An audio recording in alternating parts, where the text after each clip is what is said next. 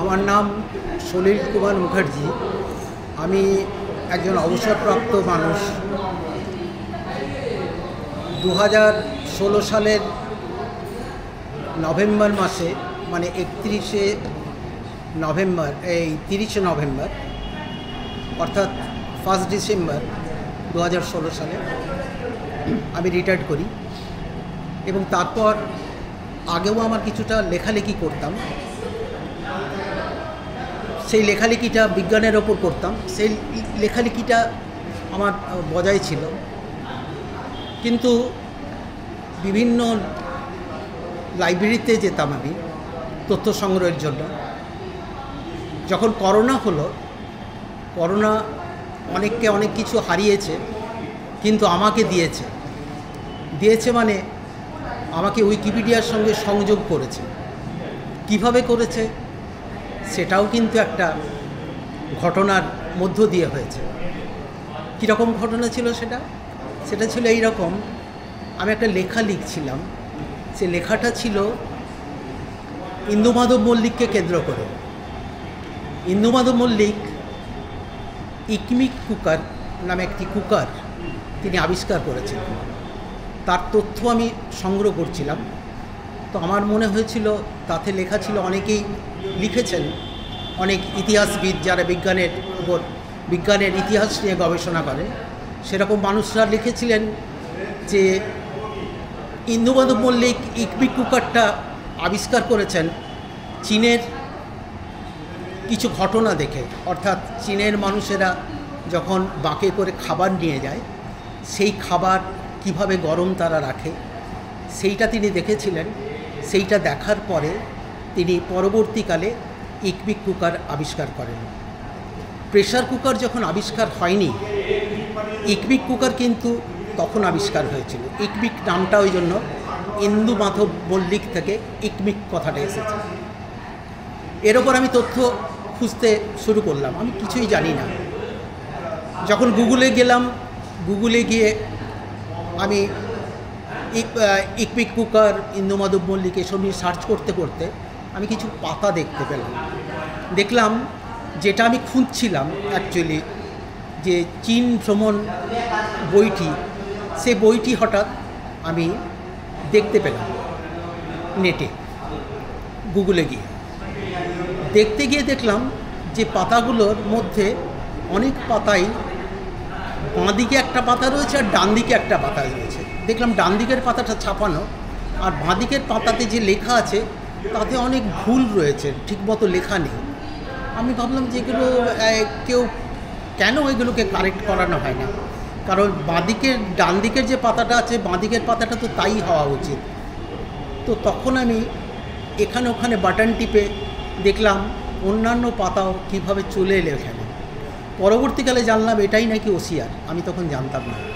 এই রকম অনেকগুলো পাতা আমি যখন করি, তখন দেখলাম আমার কাছে একটি বার্তা এলো, বলল যে আপনি এইভাবে ওসিআর করবেন না, আপনি পারলে এই পাতাগুলোকে, যে বাঁদিকে পাতা রয়েছে, ডান দিকে দেখে বাঁদিকের পাতাটা সংশোধন করুন। আমি দু একটা পাতা এইভাবে সংশোধন করতে লাগলাম। দেখলাম যে আমার সংশোধনের যে ভুল রয়েছে, কেউ না কেউ এটা সংশোধন করে দিচ্ছেন। পরবর্তীকালে আমি এটাকে তখন আমি জানলাম যে এটাকে উইকি সংকলন বলে। আমি উইকি সংকলনে যখন ঢুকলাম, তখন দেখলাম ওরে বাবা, এটা তো একটা সাগরের মতো, এত অজস্র বই রয়েছে যেখানে পড়ার একটা বিরাট সুযোগ রয়েছে।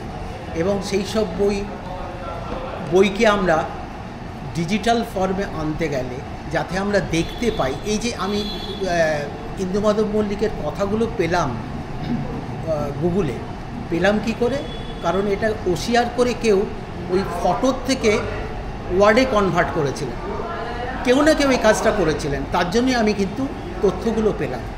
আসলে উইকি সংকলনে যত বই আছে, সেইগুলোকে সবই কিন্তু ছবির মাধ্যমে রয়েছে, ফটোর মাধ্যমে রয়েছে, বা আমরা বলতে পারি পিডিএফ ফর্মে রয়েছে।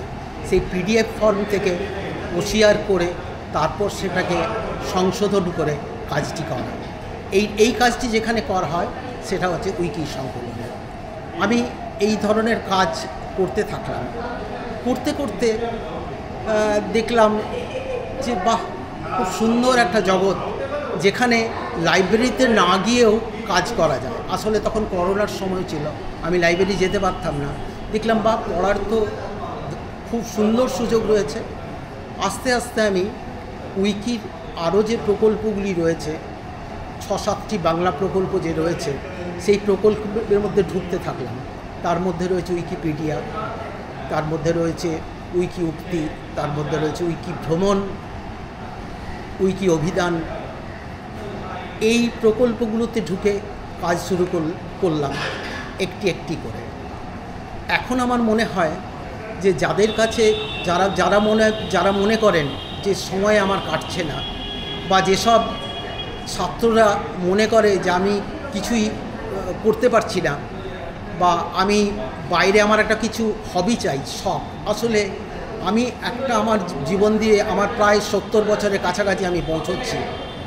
এই 68 বা 69 বছর বয়সে আমার যে অভিজ্ঞতা হয়েছে, আমি মনে করি যে মানুষের একটা শখ থাকা উচিত যে কোনো ব্যাপারে, সে নাচ হোক, গান হোক, কবিতা হোক।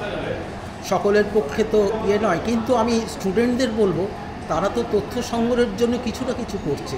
যখন সে তার প্রজেক্ট করছে, তখনও তো সে গুগল থেকে হয় ছবি নিচ্ছে কিংবা তথ্য নিচ্ছে। এই যে ছবি নিচ্ছে বা এই যে তথ্য নিচ্ছে, এটা দিচ্ছে কারা, এর পেছনটাতে যেতে হবে। আসলে আমি বলতে চাইছি যে কোনো নাটকের একটা পেছন দিকের একটা পর্দা যেটা আছে, সেই পর্দাতেও কিছু কাজ হয়। এই কাজগুলো কারা করছেন? যারা নিঃস্বার্থভাবে কাজ করে যাচ্ছেন, যারা কোনো পয়সা না নিয়ে এইসব